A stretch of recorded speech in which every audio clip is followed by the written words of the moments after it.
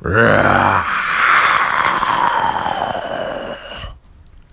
guys, Ken here from the Retro Toy Escapades channel in Malaysia. Today on the channel we're checking out two of the deranged mutant apes from Kenner's line of Congo movie toys in 1995. Say hello to Mangler and Blastface.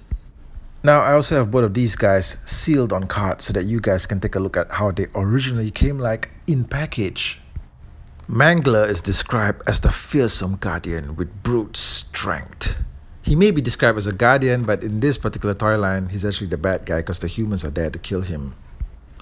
The highlight of the ape action figures in this line is that they both came with glowing eyes and teeth as described here on the package.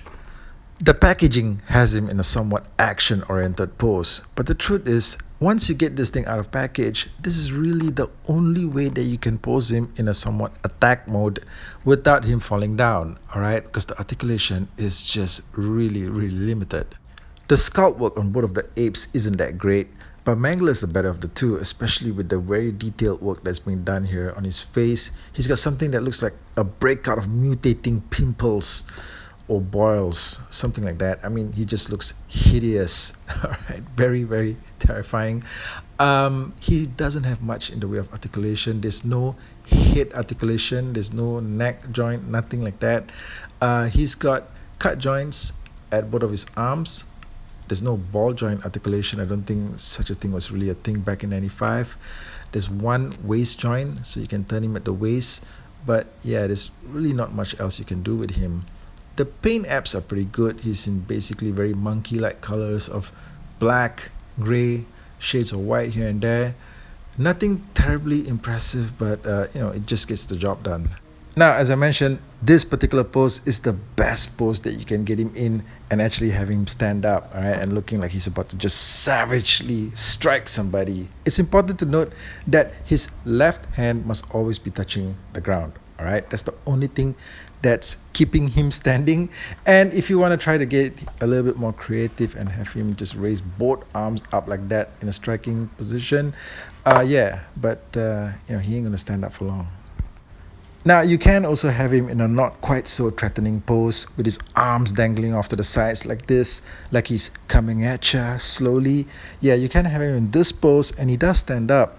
But it's important to note that his waist joint has to be positioned just right. If you were to move it ever so slightly, he's going to come tumbling down.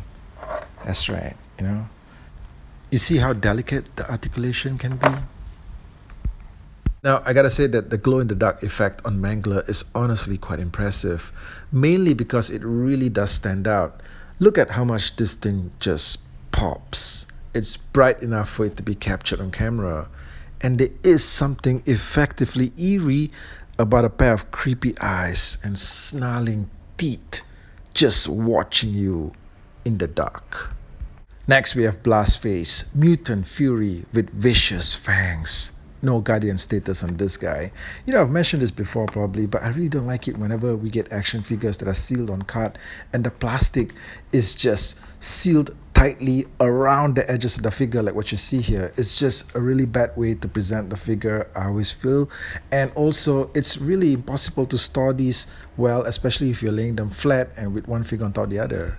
Now, Blastface is a victim of intense violence, as you can see here. His right eye has been blown out by a grenade or a bullet or something like that.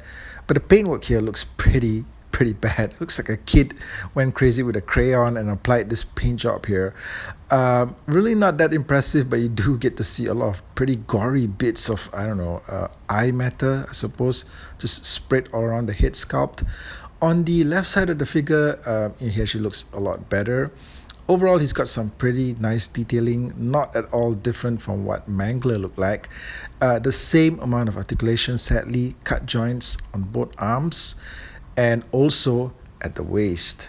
All right, so you pretty much know what to expect with these two apes from Congo. Now, you do get a pretty decent range of motion, of course, but posing this guy, basically he's stuck in just one particular pose, and always make sure that his right arm is touching the ground. All right, if you want him to stand up, that's the way you got to pose him, okay, with his right arm touching the ground. And if you do want to get a bit creative with him, sort of like if you kind of like want to have both of his arms raised up, in a more dynamic, striking action position like we tried with Mangler, well, it's not gonna hold up.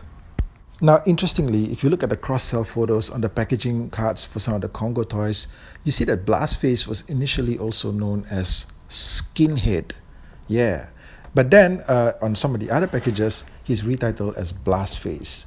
So, yeah, I mean, I guess there was just no way. I mean, probably at one point they thought they were going to call him Skinhead, but I guess Kenner decided there's no way they could apply the term Skinhead to a child's toy.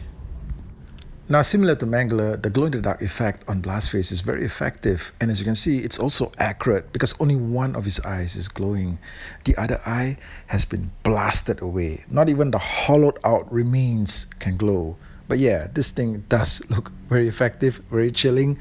I am impressed with the glow-in-the-dark feature on both of these apes. Doing a size comparison with both of the apes alongside one of the human figures from the Congo line, here we have them with Monroe. Now the apes do scale up pretty well, but I kind of do wish that they did look a little bit bigger. Still, I suppose, this is what we're getting for the size and scale of this line. And yeah, I mean, they do look pretty good on display like this. And I'm pretty sure that even though they're not as big as the humans, they can still pretty much take them down, right? They can still take down the human intruders. Yeah.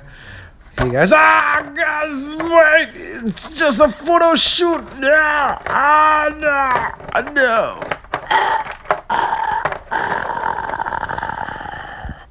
And then we have the apes from the Congo alongside one of Kenner's other 5-inch scale figures from the 90s, the Predator. And this is the Renegade Predator right here. And the scale looks great. They look great alongside each other. And you know what? Congo and Predator would be a perfect crossover because the predators do hunt in the Congo. So yeah, you can mix and match up the genres and the crossovers. You can pull out any kind of fantasy scenario you want with these kind of figures. So that's the review, guys. That's my look at Blastface and Mangler from Kenner's Congo line of movie toys in 1995. Let me know what you guys think of these in the comment section below. Thanks for joining me as always, and I'll catch you guys again real soon with more content. Thank you and take care.